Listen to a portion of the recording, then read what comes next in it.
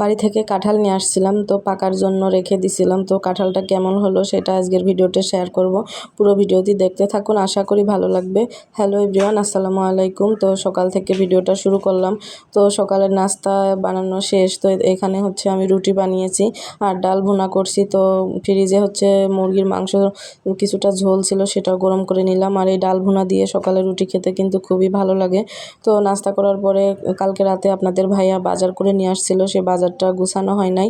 তো এখানে সব কিছু আমি ঢেলে নিচ্ছি। তো আজকে পেঁপে দিয়ে ইলিশ মাছ রান্না করব, জাটকা ইলিশ, আর পটল ভাজি করব, আর টমেটোগুলো রেখে দিব। তো এদিকে আমি পটলগুলো লম্বা লম্বা করে কেটে নিয়েছি, আর আমি কিন্তু এভাবেই পটল ভাজি করি। তো কিছুটা লবণ আর হলুদ দিয়ে পটলগুলো ভেজে নিব, তারপরে পেঁয়াজ আর কাঁচামরিচ দিয়ে দিব। তো তারপরে যখন একদম পোড়া পোড়া হয়ে যাবে তখন আমি নামিয়ে নিব। এভাবে পটল ভাজি করলে কিন্তু খুবই মজা হয়। তো এদিকে পটল ভাজি করতে দিয়ে আমি কিন্তু পেঁপেটা কেটে নিয়েছি, আর হচ্ছে পেঁপে রান্না করার জন্য মশলাটাও বেটে নিয়েছি।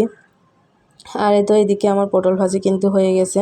তো এভাবে কে কে পটল ভাজি করেন অবশ্যই আমাকে জানাবেন। তো এদিকে হচ্ছে আমি লবণ আর হলুদ দিয়ে পেঁপেটা একটু ভাপিয়ে নিব। এভাবে ভাপিয়ে রান্না করলে কিন্তু অনেক মজা হয় খেতে।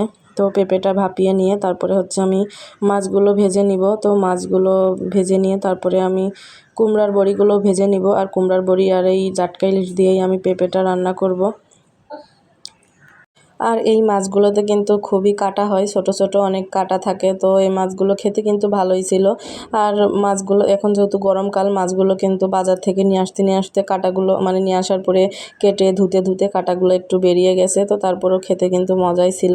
তো এই তো এদিকে আবার কুমড়ার বড়িগুলো ভেজে নিলাম, আর এখানে হচ্ছে পেঁয়াজ, মরিচ, আদা, রসুন সব কিছু আমি বেটে রাখছি, সেটা এখন ভালো করে ভেজে নিব। মশলাটা ভেজে নিয়ে তারপরে লবণ, হলুদের গুঁড়া, মরিচের গুঁড়া, জিরার গুঁড়া আর হচ্ছে হলুদের গুঁড়া সব কিছু গুঁড়া মশলাগুলো দিয়ে দিব। দিয়ে মশলাটা ভালো করে ভেজে কষিয়ে নিব। আর এই তো মরিচের গুঁড়া দিতে যে একটু বেশি পড়ে গেছে, এজন্য আমি কিছুটা উঠিয়ে রাখলাম। আর বাড়ি থেকে আসার পরে মানে কি যে হয়েছে বুঝতে পারতেছি না, রান্না করলে ঝালটা বেশি হয়ে যাচ্ছে, ছেলে মেয়ে খেতে পারতেছে না।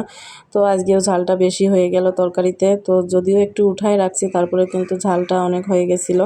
তো এই তো আমি মশলার সাথে পেঁপেটা এবার কষিয়ে নিচ্ছি একটু। তো কষিয়ে নিয়ে তারপর আমি ঝোলের পানি দিয়ে দেবো, যেহেতু ভাপিয়ে নিয়েছি তো তখনই কিন্তু সেদ্ধ হয়ে গেছে। তো এই তো আমি এখন ঝোলের পানি দিয়ে দিব। তো ঝোলটা বলক এসে গেলে তারপরে আমি হচ্ছে মাছগুলো দিব। তো এই তো ঝোলের পানি দিয়েই আমি কুমড়ার বড়িগুলো দিয়ে দিলাম। তো এবার মাছগুলো দিয়ে দিলাম। তো তারপরে মাছগুলো একটু দিয়ে আমি ভালো করে জাল করে নিয়ে এই তো দিয়ে দিলাম। এবার হচ্ছে জিরার গুঁড়া, তো জিরার গুঁড়া দিয়ে আমি তারপরে তরকারিটা নামিয়ে নিব। আর আজকে দুপুরে এই ছিল রান্না বান্না, হচ্ছে পেঁপে দিয়ে জাটকা ইলিশ আর হচ্ছে পটল ভাজি। তো এই তো এদিকে দুপুরে খাওয়া দাওয়া শেষ করার পরে এটা হচ্ছে সন্ধ্যার পরে। তো সন্ধ্যার পরে হচ্ছে বাড়ি থেকে যে কাঁঠালটা নিয়ে আসছিলাম ওইটা এক সপ্তাহ রেখে দিয়েছিলাম। তো এই তো এখন কাঁঠালটা ভাঙবো। তো কাঁঠালটার মাঝখানের অংশটা কিন্তু একটু পচে গেছিলো, মানে নষ্ট হয়ে যেত আজকে না ভাঙলে। কিন্তু কাঁঠাল খেতে কিন্তু খুবই মজা ছিল, অনেক মিষ্টি ছিল। তো এই ছিল আজকের ভিডিওটি। ধন্যবাদ সবাইকে, আল্লাহ হাফেজ।